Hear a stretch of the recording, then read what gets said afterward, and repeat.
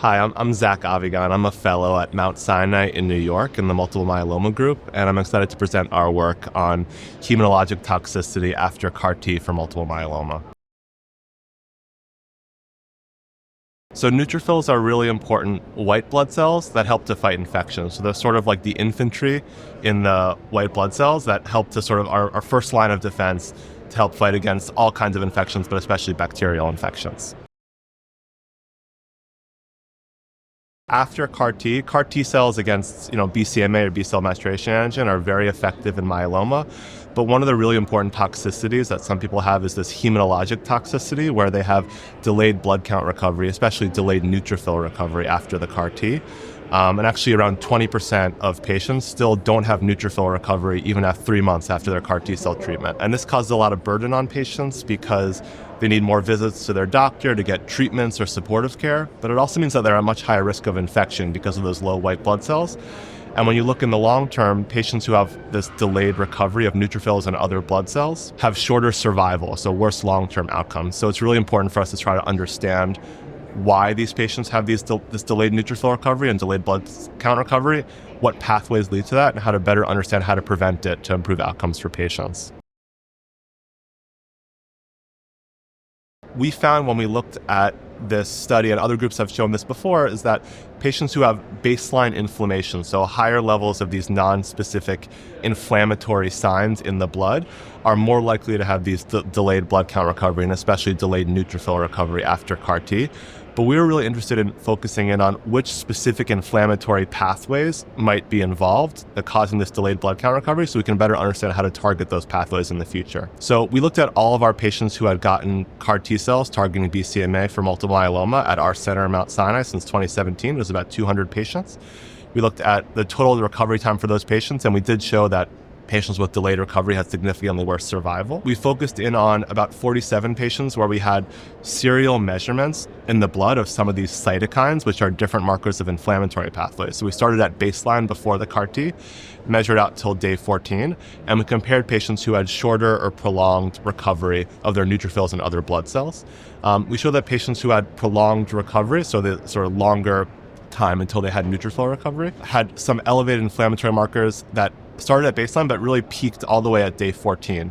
Some of those pathways included things like TNF-alpha, IL-18, IL-6, and IL-8, which are different inflammatory pathways that we think about targeting with different drugs to reduce inflammation in patients, as well as some of these T-cell checkpoint molecules like PD-1, PD-L1, LAG-3, and galectin-9, which are also some markers that happen with persistent inflammation that can start to tamp down the immune system's ability to fight myeloma or infection. So those are sort of some of the findings that we found for specific inflammatory pathways that might potentially be involved in driving some of these delayed neutrophil recovery. When we looked also at patients who had really, really prolonged recovery, so delayed recovery all the way out towards 100 days, we found that interleukin-1 or IL-1 was a really important cytokine that was elevated at baseline and very high in that early period through day 14. Now, we didn't have cytokine levels after day 14, but we looked at ferritin, which is an inflammatory marker that's thought to be driven by that interleukin-1.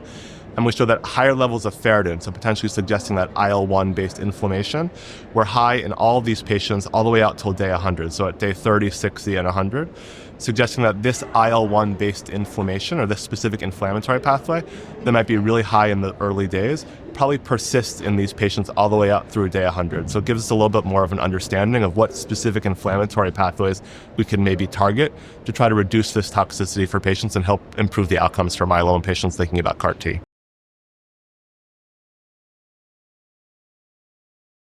So right now, for CAR-T, for patients who have delayed blood count recovery, the main treatments are just supportive care. So things like filgrastim or G-CSF to help support the neutrophil counts, as well as transfusions for red blood cells or platelets. So right now, it's just supportive care and infection prophylaxis to help prevent those patients from having severe infections. There are drugs that we could think about in the future that target some of these specific inflammatory pathways. There's a drug called anakinra that's sometimes used in the early phase that blocks IL-1, as well as other drugs that can block specific inflammatory pathways. These are not in use right now, specifically for patients who have delayed neutrophil recovery or other delayed blood count recoveries. But we hope with this kind of work, when we can better uncover these specific pathways, that we can work in future trials, probably starting in blood cells and starting in mice, and then eventually working towards patients to sort of block some specific inflammatory pathways like IL-1 or other interleukins to try to prevent this toxicity for patients.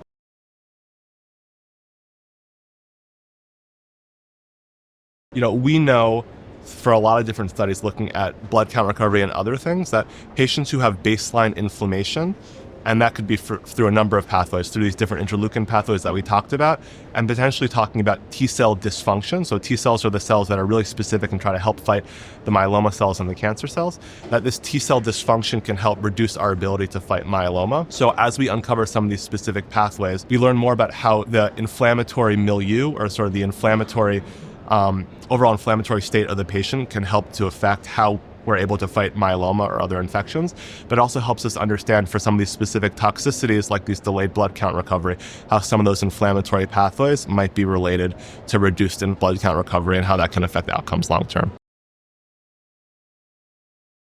In some prior work that's been shown by our group and others, it's been shown that patients who have self-reported black race are potentially more likely to have delayed neutrophil recovery.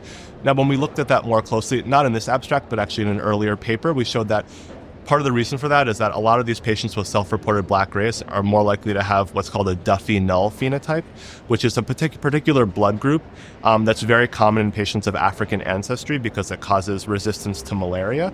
And those patients, separate from myeloma, have slightly lower baseline neutrophil counts.